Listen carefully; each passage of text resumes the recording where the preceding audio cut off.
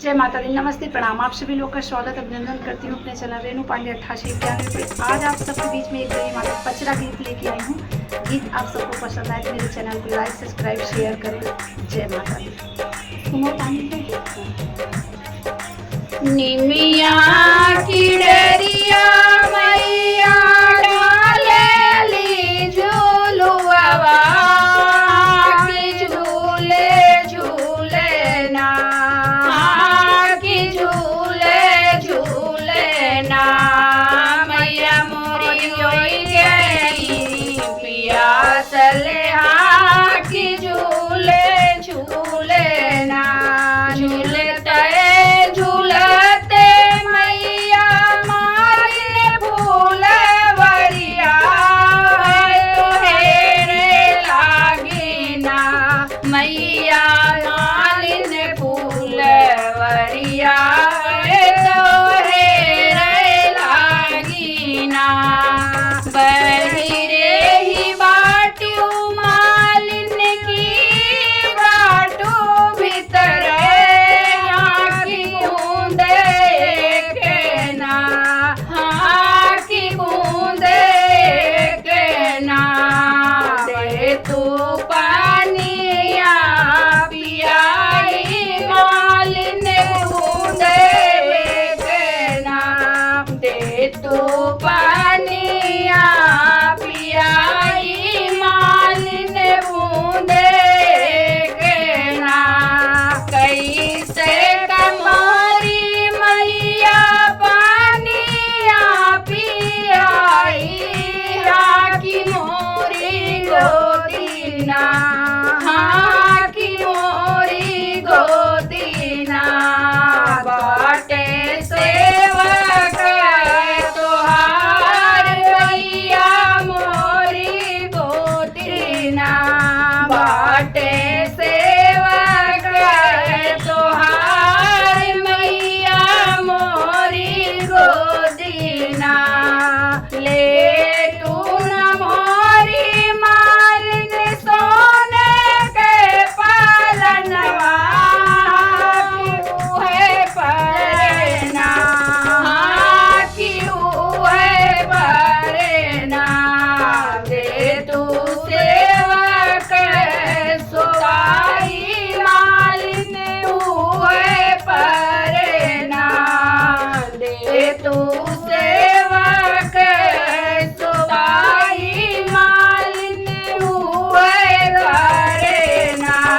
निमिया की डरिया मैया डालेली झूलुआ की झूले झूले ना की झूले झूले ना मैया मोरी होई गई पियासल की झूले झूले ना मैया मोरी होई गई पियासल की झूले झूले ना बहिरे ही बाटू मालिन की बाटू भीतर की बूंदे के ना की बूंदे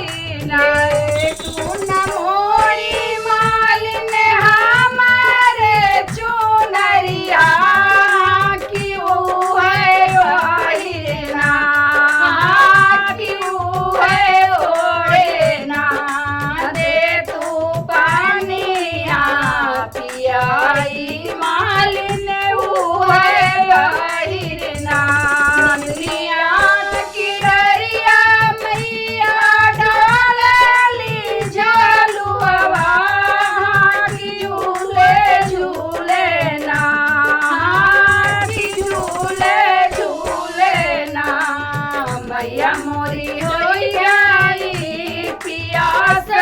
हाँ कि झूले झूले ना जैसे मोर